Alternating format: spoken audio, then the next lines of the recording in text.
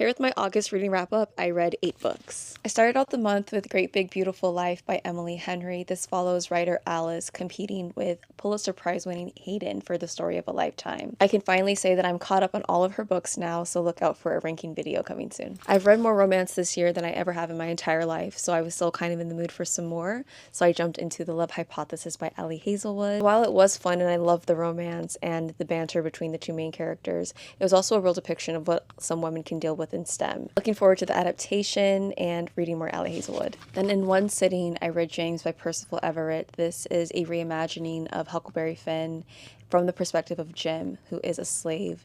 And this was such an important and brilliant read. I understand why it won all of the awards. From the code switching to keeping their cards close to their chests about how they felt about their family and the lengths that they were willing to go to protect and stay together was such a beautiful but also heart-wrenching thing to read and witness. Can't wait to read more of Percival Everett, but I highly recommend James. Look out for a full review coming soon. Then I did a reread of The Will of the Many by James Islington to prepare for The Strength of the Few, which I do have an advanced reading copy of. And I thought that I was paying attention the first time, but there were so many breadcrumbs and Easter eggs, things preparing us for what even happens in the end of this book, leading into The Strength of the Few. This is the second book in the Hierarchy series. If you know how the first book ends, then you kind of know what this is leading into, but this is quite an expansion.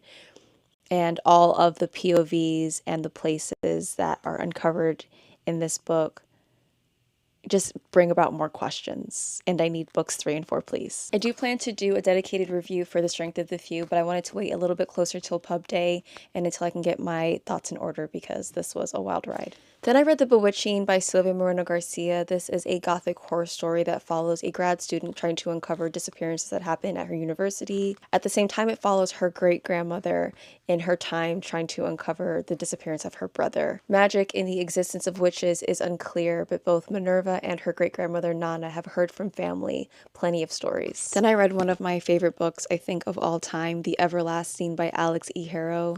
If you've read The Six Deaths of the Saint by her as well, it was a short story. This is inspired by that story and is such an expansion, but while it's inspired by, it's also so unique in its own right and so different. Knight from the past and a scholar from the future that studies her, and how their paths cross and how they both pay the price for one person's power.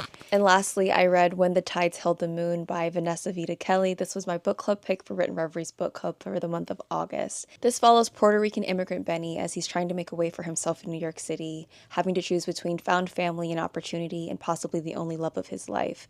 This is The Greatest Showman meets The Shape of Water and was so beautiful with stunning illustrations throughout.